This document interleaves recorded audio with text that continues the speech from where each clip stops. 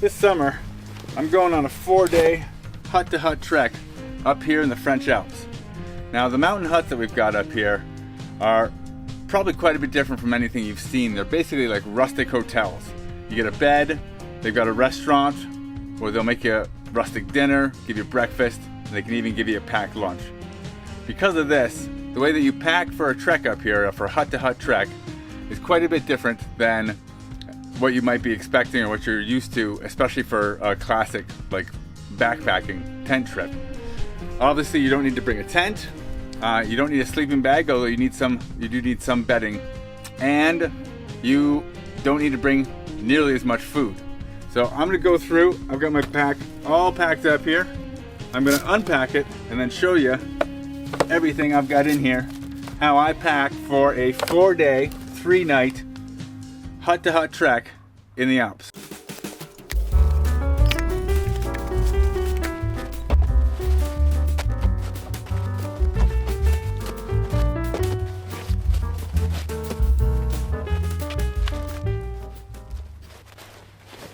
So there you go.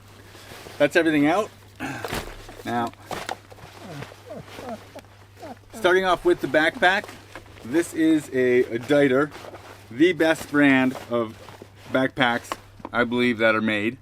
When I actually went to buy this backpack, I was dating a mountain hiking guide from the Alps who'd been doing it for years, and I was looking at like a North Face or a Miele, some other backpack for probably 90 bucks, and she actually piped up and said, "This is the backpack that you want," and she offered to pay the difference to make sure that I got this backpack.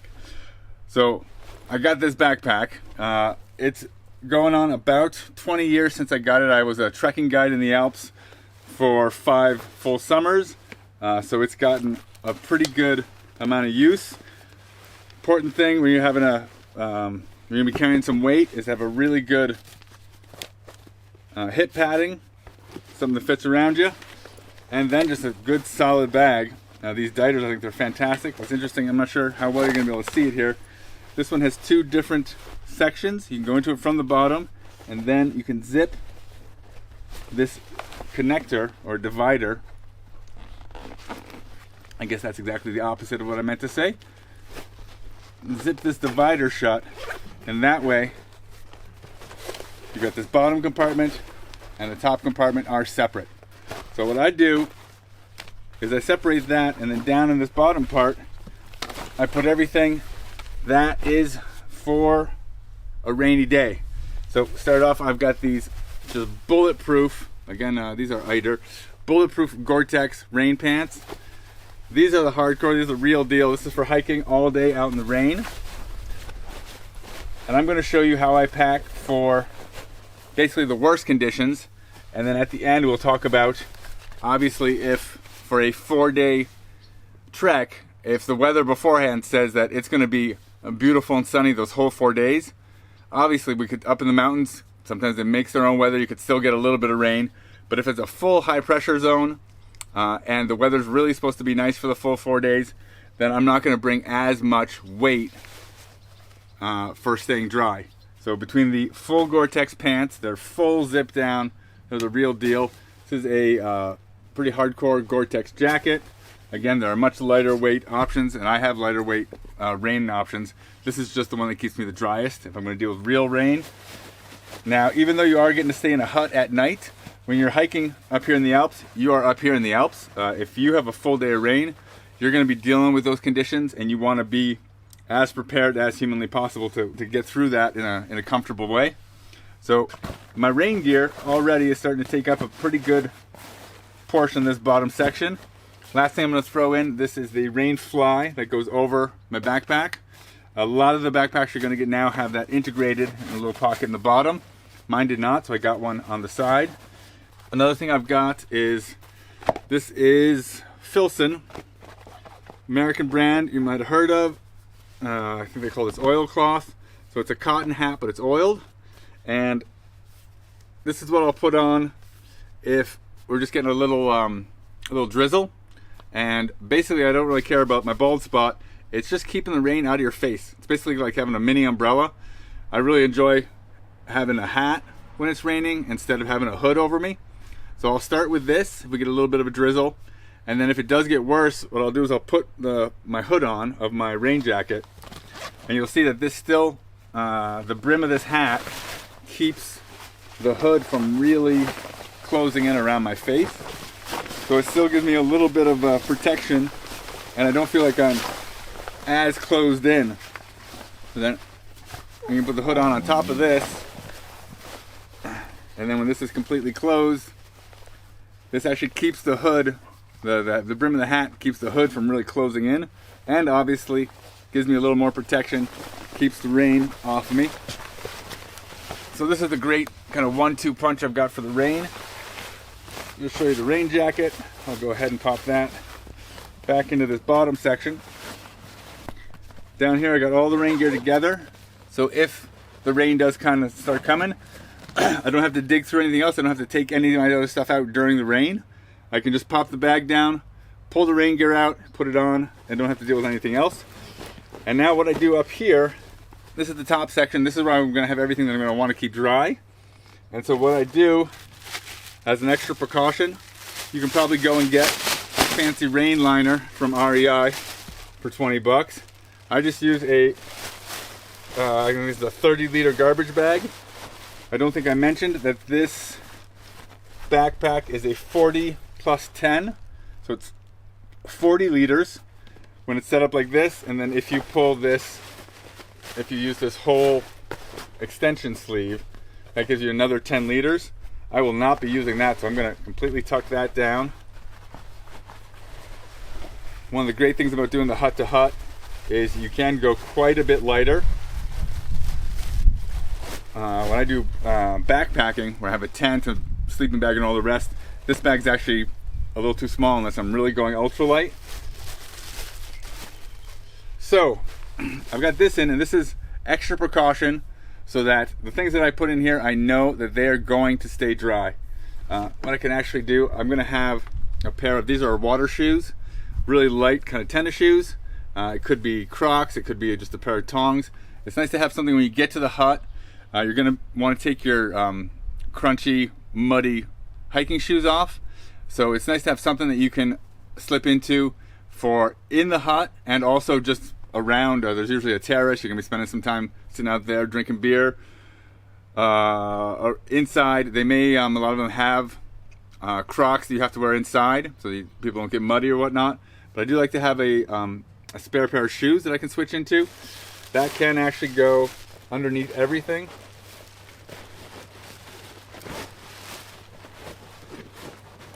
Because I will not be using those during the day at all, so I do not need to keep them handy. Then we can go ahead and put the garbage bag in. And now I've got basically 4 different bags that are going to go up top. I'll pull this out. This is my clothing bag. I'm going to go ahead and put all this stuff on the shelf down here, and then I'll show you a little bit more close up what it is.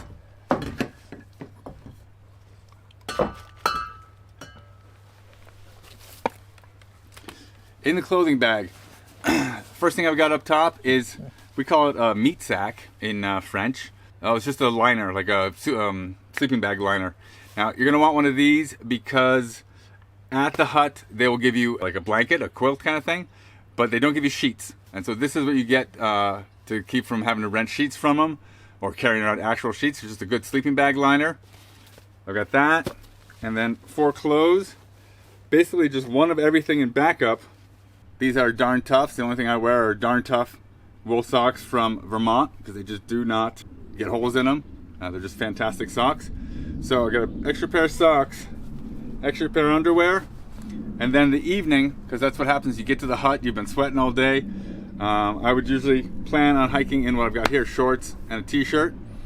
May want to take this off and put on, especially the dry t-shirt. Might start to cool off in the evening. I'll have the pants to put on, have the dry t-shirt, which is here, which can also double as a pillowcase. And then in the evening, if it does cool off, I've got the pair of pants, long sleeve t-shirt, and something a little bit warmer. I'm planning on it being quite warm, so I just went with the fleece vest.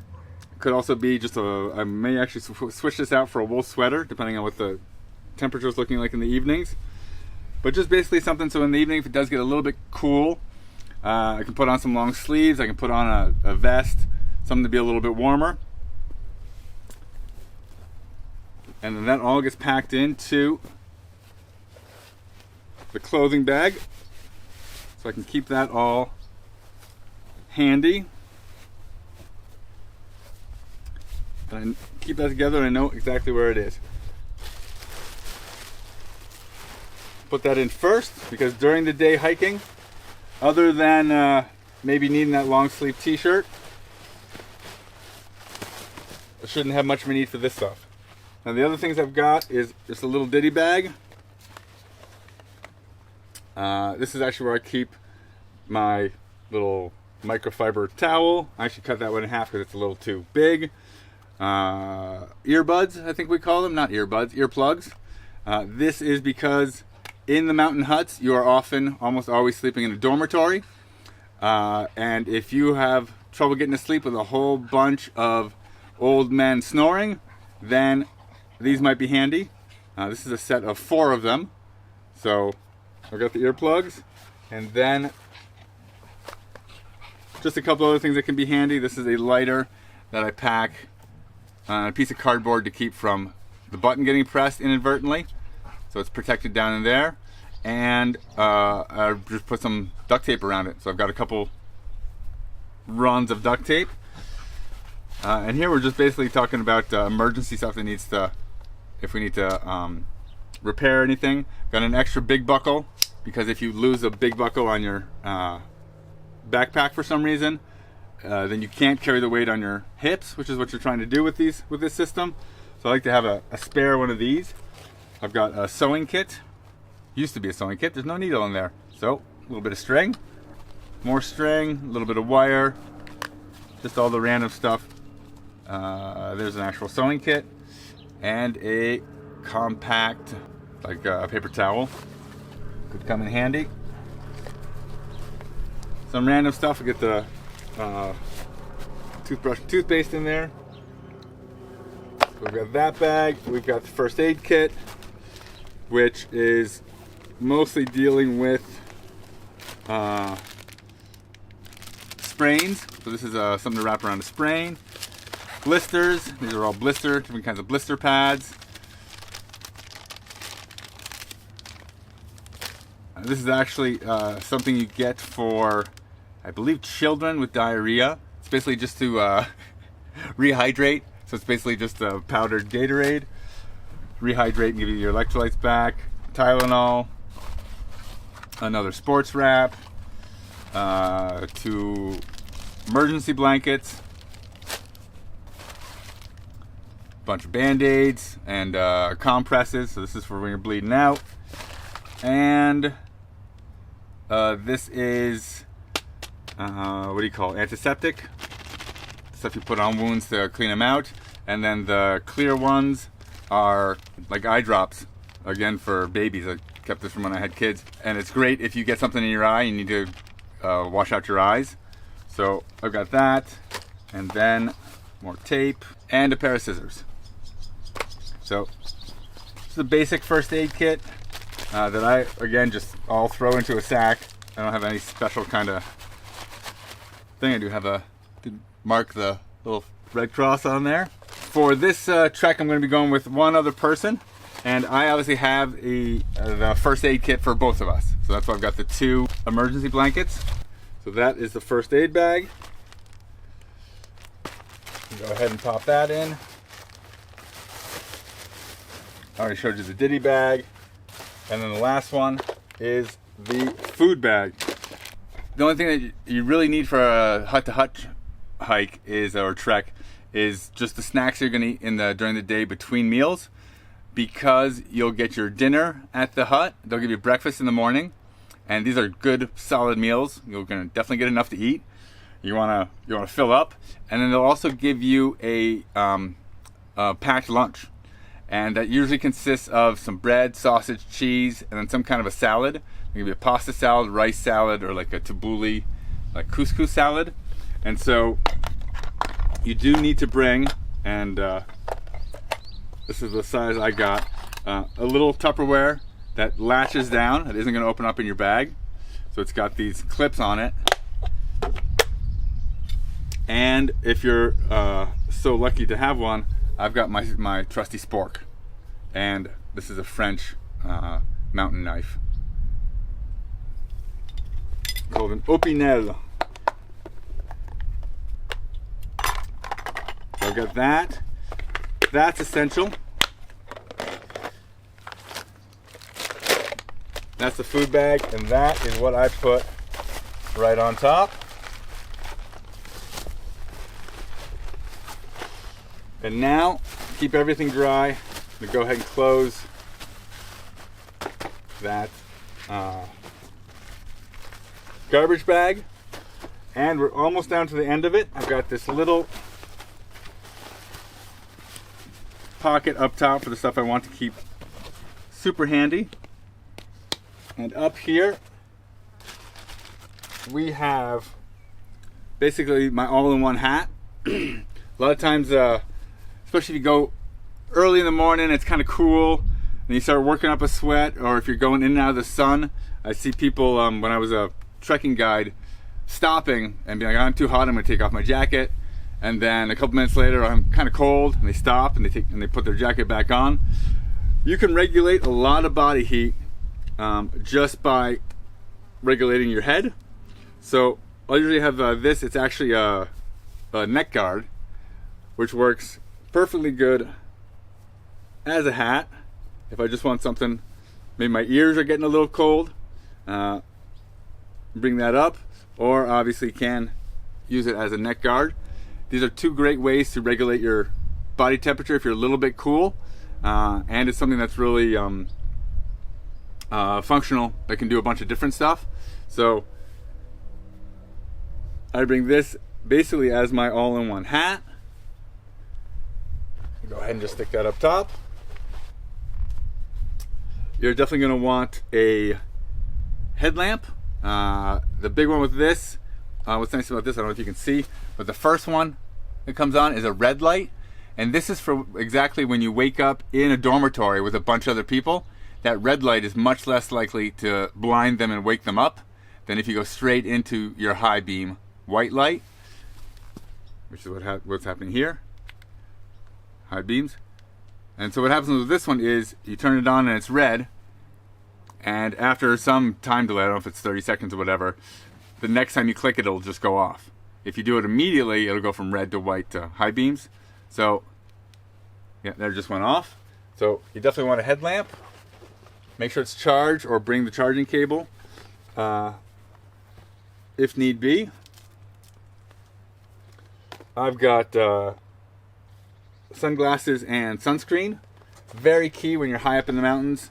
The sun can really beat on you up there, and especially we're going to be probably not among the glaciers. We're going to be a little bit below them, but if you are, especially hiking on snow or on the glaciers, then sunscreen is key. Good old-fashioned paper map, because we most likely will not have cell coverage in the area where we're at. So this is the map that covers the whole section we're going to be trekking in. So you want to have an actual paper map and know how to use it. Hopefully anyone who's spending a lot of time out in the mountains has taken the time to learn how to use actual maps and isn't just using GPS. And then the last thing that I've got up top, the last thing you want to forget is mountain money. Good old toilet paper. Like I said, you're going to be in the hut the morning and the evening. Hopefully won't need this. If you do, you do not want to be without it. I just throw that. This is a bread bag. Just throw that in there. That is everything that goes in the bag. I'm going to be hiking with two 75 milliliter or whatever it's called, 3/4 of a liter. So I've got a pocket on either side. And a liter and a half of water is a little bit light. When I was a trekking guide, I was going deeper into the mountains and would basically was generally going all day without having any water sources. So I definitely want to have at least 2 liters. The area that we're going to be in, again, we're going to be leaving from a hut. So a practice that I always had when I was doing the hut to huts is with breakfast and in the morning, I immediately, the first thing I do when I wake up is I try and just chug one of these as I'm getting my things together, a full bottle of water, and then try and drink 2 more during breakfast and before I leave, and just really fill up on water the morning. Make sure you're well hydrated. So in the best case scenario, you probably don't need any water until like almost lunchtime, or at least an hour or 2 in. And then again, this time on our longest day, the trek that we've got planned, we're gonna, right at lunchtime, we're gonna go by another hut. Not one we're not staying in, but we're gonna go right by where we can stop and get water and anything else that we need. And the last thing I've got for the bag, for the packing, is, and actually works a little better if I sneak it through here first, is the walking poles. This is totally a personal choice. I know a lot of people aren't going to want to use them, don't find that particularly useful. I just got really used to it when I was doing a lot of trekking. I find it's helpful when you're going uphill because you actually get to use your arms to push a little bit, and it can definitely help kind of keep some of the pounding off your knees as you're coming down, because you're breaking some of that shock again with your upper body. I mean, these even are a little bit spring loaded in the bottom. And then the last thing is obviously for falls. As you're going down, when a foot slips, to have 4 points of contact with the ground that you can catch back on instead of just the one. So I actually have gotten used to the trekking poles when I'm trekking, and that is the whole bag. It is 10 kilos, so almost 20 pounds, and it's not even full of food. So let's talk about a couple of things that I would be taking out. Is the hardcore rain gear. If we're not counting on Oslo. Don't bark at the people who are going by on the road. Oslo, come here. So I would take out the heavy duty rain gear. You could definitely take out the spare pair of shoes, I guess. But it'd be nice to have at least a pair of tongs. And the pair of tongs could be useful. Also, usually you can get a shower in the huts, and a lot of people like to have tongs to go in the showers. So if I get the heavy duty rain gear out, and either just don't bring it, put in maybe a light kind of windbreaker, light, rain resistant jacket, then that would take almost all the weight out of here. That's about all I could get rid of. Just a quick note, the trek I'm going on this summer is in the Vanoise National Park. I'm going with another YouTuber. It's going to be a bit of a surprise, but he's also watching this video, and just so he knows, I've got the sleeping bag liner, so you don't need any sheets or anything. And I've got the little Tupperware, because I didn't want you to have to pack that and bring it all the way across the world. So all that said and done, this is the bag I'm going to bring on the 4-day trek. And then the last piece of advice, once you get that all packed up, you're obviously going to want to get your backpack on, make sure it's fitted the way you like it, get used to that. And then once you know what you're bringing, get the pack packed up. Last bit of advice is to train with weight. So if you're not used to walking all day with this much weight on your back, you're going to want to get the backpack packed up and then go on a couple decent day hikes and just get used to what it feels like biting on your shoulders, how you really can get it, switch the weight between your hip pack by really pulling this tight to the point that you actually kind of constrict a little bit, and then loosening that up at some point, or really pulling here if your hips are hurting and putting the weight really on your shoulders. On long days with a lot of weight, you're going to be switching back and forth sometimes.